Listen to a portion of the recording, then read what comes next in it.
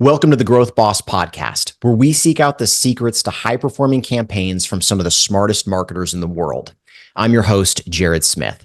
Today, I have Ilan Nass with me, and he's going to teach us what it takes to scale a mid-eight-figure brand in just 3 years. Ilan, thanks for being here today. Thank you so much for having me. Exciting. Yeah, awesome. So for people who may not be familiar with you, would you mind just sharing a brief 60-second background on a little bit of your story? Yeah, sure. My name is Ilan. I am the founder of Tactical Digital and Studio T, which is a performance marketing agency. It's based out of New York now. We're more remote post-COVID. About 70 people work at Tactical and Studio T. Studio T is predominantly a creative firm. We produce like viral content for our clients. We absorbed the team from, I don't know, can I curse? Can I curse here? Yeah, absolutely. We absorbed the team from Fuck Jerry's media arm, Jerry Media. And those are the guys who were, they were involved in the Fire Festival marketing and stuff like that. Yeah. I personally had stints in-house at MoviePass at one point, and I also was director of growth over at BarkBox for a little while. So I've got some client-side experience and some agency experience. And we also we also are partnered up on an in-house brand called Follow, which is an e-commerce brand that has been doing very well. We're very excited about. The founders of that are super smart people who I immediately knew I wanted to be a part of. And we stepped in about a year into that company growing, and we've been growing with them ever since.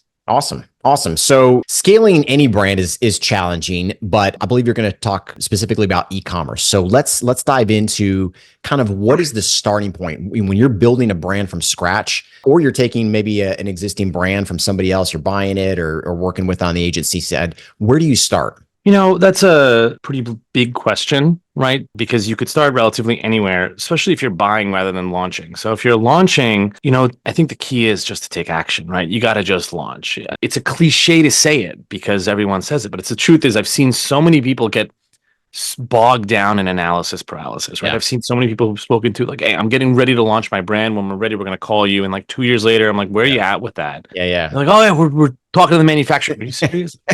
Just launch the damn thing. Even if you don't have a product, even if the product isn't ready, just launch anything. Launch a blank website, launch a starting anything, right? Even highly successful entrepreneurs you listen to other podcasts and stuff, they'll tell you, like I had like 7 failures before I had this one. Like it's normal. When it comes to buying in a company, that's a little bit of a different question. That I would look at a number of different things. I would look at average order values. I would look at long-term value of the client, of the customers rather. I would look at where their customers are coming from. Mm-hmm. If you are buying a company that is 90% driven on Facebook ads, you're in trouble. Mm-hmm. Because where are you going to grow, right? You're going to do SEO. You're going to do word of mouth. You're going to do the harder stuff. Yep.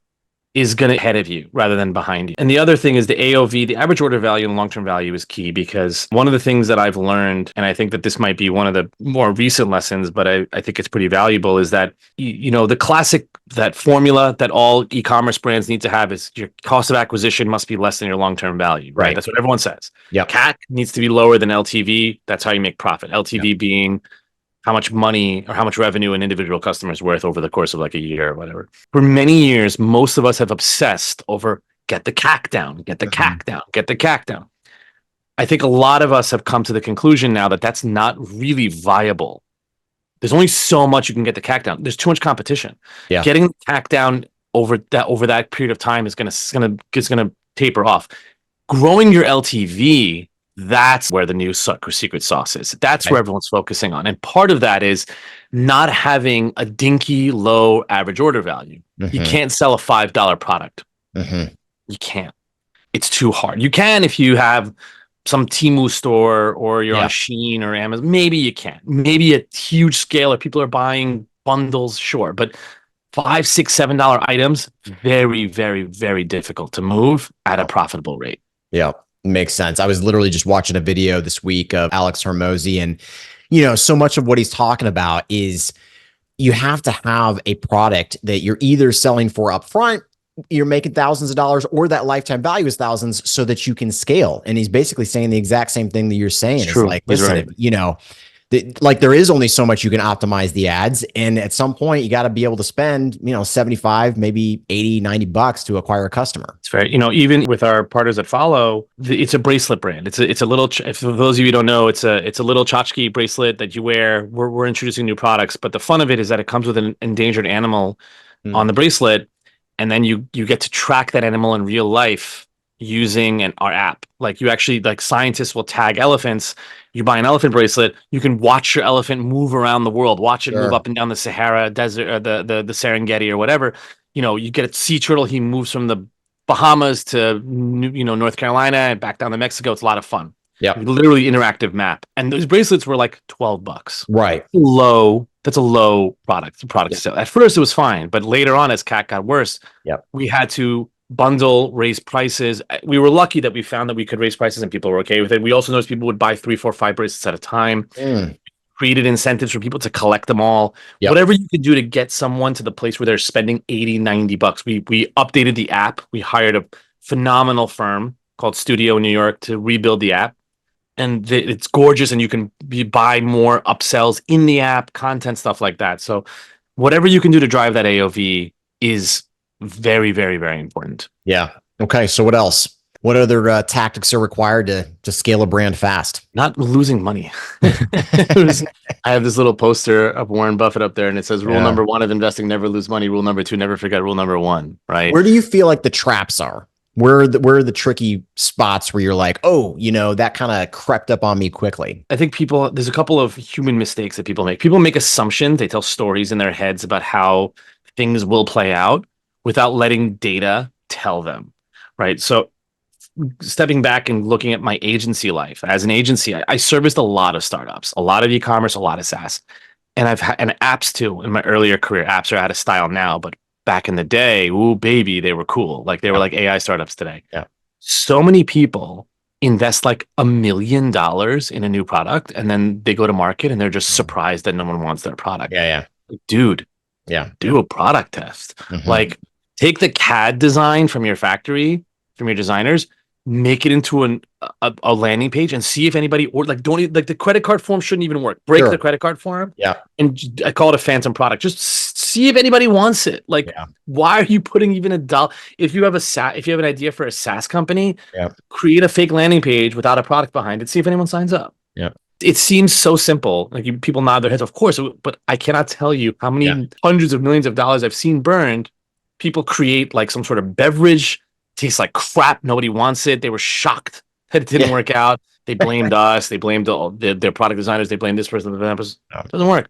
Yeah. Another concern. I think this is something a lot of us learn lessons on is, when the VC money dried up, when the Fed raised rates and the VC money dried up, and people couldn't raise anymore. A lot of e-commerce brands found themselves in a position like, oh my God, we actually have to turn to profit.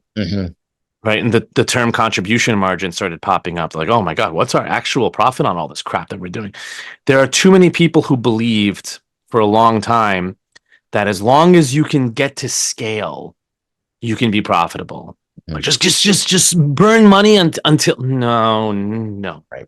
You should really be profitable relatively soon. Not on day one, but if you're making $1 million a year, you should be able to eke out 50, 100K in profit on that. It's not easy, I know, but a lot of people just expect that if they just continue to burn cash and grow and grow and grow, they'll get to a place where ultimately we can flip. But no, business gets harder at larger scales. It gets slower. Things get more expensive. Things get more difficult. Yeah, you have economies of scale, but the founder can't do all the jobs anymore. So if you're not making money when you're small, you're probably not going to make money when you're big. Yep. It's fair. It's in e-commerce. It's my opinion. Yeah. Yeah. And you see that with plenty of brands these days. You look at these other brands, you look at anybody who's sold these water bottles. I don't want to mention names. I don't want to embarrass, but all these clothing brands, the cool shoe brands that blew up and everybody thought they were great. They were losing money hand over fist. Right. Right. And they were like, oh, if we only get to 100 million in sales. No, it gets worse at 100 million in sales. Yeah. It's true, man. It's true. And one of our main competitors, our largest competitor, publicly traded, so we can see their numbers, but they make, $14, $15 million a quarter in revenue and lose, 10, 12 million, and have done so for the last 6 years. How it's much just more like, runway could they possibly have? yeah, You know what like I mean? at what point do you say, okay, this model doesn't work. We have to change it because, the business, the e-commerce business is a good business, but you can't be stupid about it. Exactly. I think people just have blind hope sometimes. Maybe on the creative side, what are some lessons you've learned running creative over the years, especially as, the iOS deal changed with Facebook? It's a lot harder. It feels like maybe anybody could be Mm. successful then. iOS update comes out. Now you actually have to be really good at running ads. Oh yeah, that was a real chickens coming home to roost time Yeah. for agency world as an agency and as brands, on both ends. The iOS update really changed things, but I think that Meta has managed to rectify a lot of it. I think that they fixed a lot of their problems, but it remains hard. Mhm. Why? Well, more because competition, more because everybody's doing everything, and everyone has this annoying habit of like following each other in quick succession. So I Mhm. remember a couple of years ago, everyone sort of independently on our own started discovering like, oh, cool, UGC is like really useful content. Like, hell, I can pay some no-name creator $300 to do an unboxing. I can post it on my feed. Now it's everywhere. It's like I can't open TikTok without seven of them. Like I can't even Right. tell the difference between the real feed anymore. So marketers have a habit of making things ubiquitous and beating things to death. Yep. And what I've found is that the new MO, what seems to be on the cutting edge, and as an agency, we're trying to this is why we have these creative people came over from the Jerry Media, was that the ad itself needs to be entertaining. The marketing needs to be entertaining because as everything gets TikTokified, Hmm. right? So as that TikTok algorithm, we understand that feeds off of attention and feeds off of how long you watch the video. That becomes the most important thing when it comes to whether or not your marketing works because you have to be interesting. Hmm. I think there was a famous quote by the head of marketing, the CMO over at Liquid Death. Forget his name. I had him. I did it in a presentation. I mentioned him. I was speaking live somewhere, and he wrote, "Our competitor isn't like Red Bull. It's not another beverage. Our competitor is the other things in your social feed." Hmm. Right? The funnier and more entertaining thing, that's your competition. Right? It's Interesting. not the other guy on the shelf. Yeah. And so creating content that's, who does it really well? I think the people from Midday Squares, right? Mhm. Those guys, I don't know how well they do in terms of their own, finances. And we talked about growth Sure. and scale. I don't know how that goes. I can't speak to that, but I'm very impressed. I think most of us are impressed is that their storytelling, Yeah. the back of the behind the curtain stuff that they do, super engaging, super interesting. Obviously Liquid Death did a great job of branding and marketing and building essentially a commodity water brand up from Yeah. nothing. It comes down to, are you entertaining? Are you interesting? Hmm. Funny works very, very well, but funny is not appropriate for everybody. Hmm. Right. So we won't always create that kind of content. Sometimes we'll create serious kind of man on the street content, whatever it is. But the blending of ads and creative and what was brand activity versus growth activity or performance activity has blended. And we just refer to it as Brandformance now. Hmm. Yeah. I wrote a Forbes Council article on it.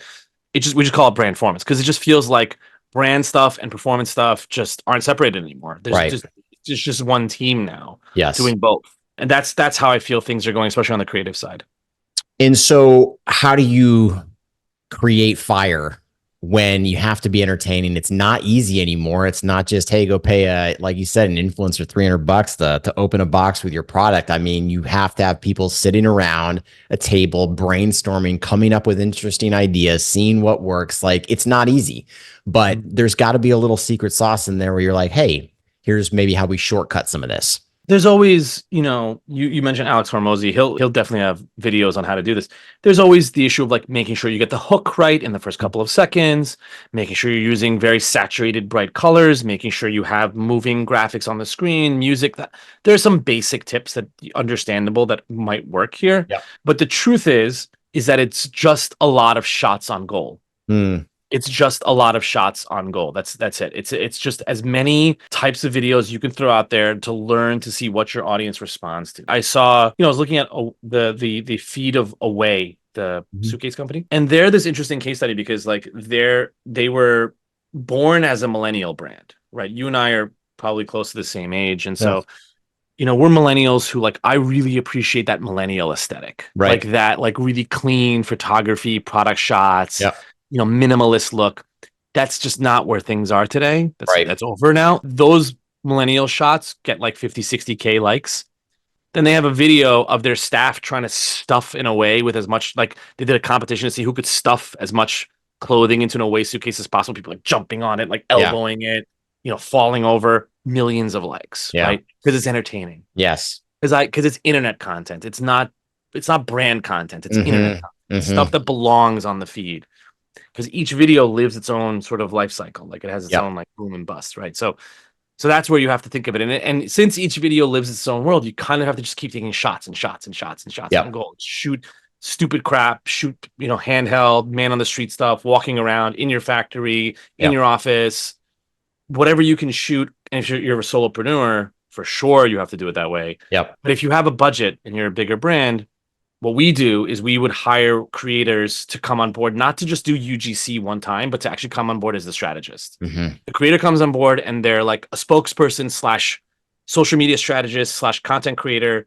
They do it all, but they are people who have figured out the algorithm for themselves. Like they have 100K followers because they know what they're doing. Yep. You bring them on board and tell them, hey, I need you to show me how to do this. Like I need you to run the show here. Yeah. And what do you say to the CEO who's like, hey, I'm only interested in the direct response. I need to make the money back now. Like I'm a believer in the brand performance model, but I can see how that could be a little bit of a tough sell. Obviously, you're talking to a lot of CEOs, owners about this. Is everybody on board, or is it a challenging discussion? My experience has been that everyone's on board conceptually. Okay. Nobody says it quite the way you just said it, which is like, yeah, brand's a thing, but I got it. I don't believe in that right now. Everyone's like, I wish I could, but I can't afford. That is the usual response if someone says no. I wish I could, but to be fair, with us, it's expensive. Like we're an agency. You don't always need to use an agency for that kind of thing. But my experience has been that most people who even have a little bit of experience in e-commerce and brand building and D2C understand this. They do. Everyone gets it. I've done speaking engagements on this topic. There are trade shows and conferences in our industry are covering it now. So it's understood. It's just they don't know how to do it and they're not prepared to spend that much on it. It's quite an investment. But I do believe that if you look at the ads that you're seeing on Instagram Reels, on TikTok, you see the trend. It's there. It's very clearly people are making meme style ads where there'll be an ad that's like that follows some sort of TikTok trend. But it's an ad. Shot as an ad. And so it's clearly there. You can tell everybody's heading in that direction. So it's just a matter of how do you create this kind of content on a regular basis without bankrupting yourself? Mm-hmm. And so not everybody can afford it. Mm-hmm. Start small, you shoot it yourself, you have your staff do it, whatever, you be scrappy with it. But ultimately, that's where our marketing world is headed. It's just Gen Z-ifying and TikTokifying, and there's nothing you can do about it. Millennials had our day in the sun as the people that everybody targeted, and now that's fading away, and now a new aesthetic comes in. Yeah. So let's dig a little bit into the data points. What are the things you're looking at as you're running these, big campaigns? What are you optimizing? What do most marketers maybe get wrong? What are they not looking at that they should be looking at? It's a really good question. The usual metrics that throw people are things like clicks, click rates. That's not a big metric in my opinion. Obviously there's still a performance angle. So conversion rates and ROI are the big ones. Conversion rates, what percentage of people are actually buying who visit. ROI, return on your investment. If I spend $100 on an ad, how much money did I return on that ad? Ultimately, you cannot avoid those. That is how business works. You can't avoid them. I think one heavily overlooked statistic on organic and on paid is hook rates. So a hook rate, some people don't even know the definition. Like other marketers, I bring it up, they don't even know what I'm talking about. I see you nodding your head because you know. Mm-hmm. But a hook rate is, what percentage of people watch your video over 3 seconds, 5 seconds, 10 seconds, right? The industry average is 26%, 24%. Wow.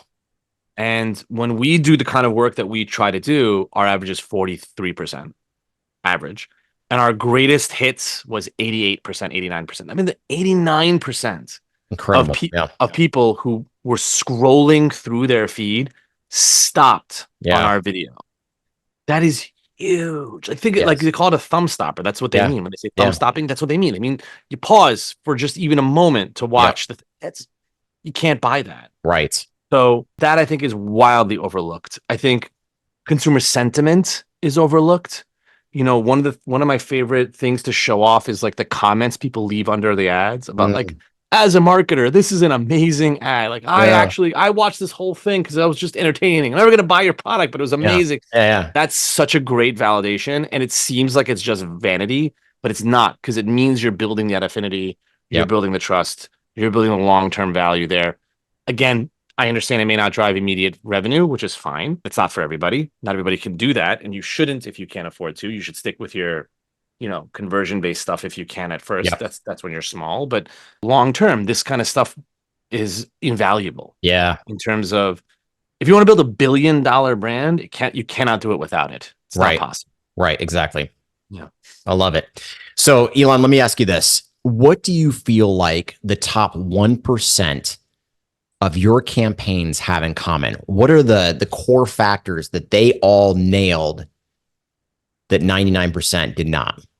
It's really interesting. I would say that, what do you mean, on one e-commerce brand or like across the agency? I would say across the agency. Like when you think about all the campaigns you've worked on and you're like, man, these ones, they crushed. What do those ones have in common? Probably the emotional notes they hit. Probably.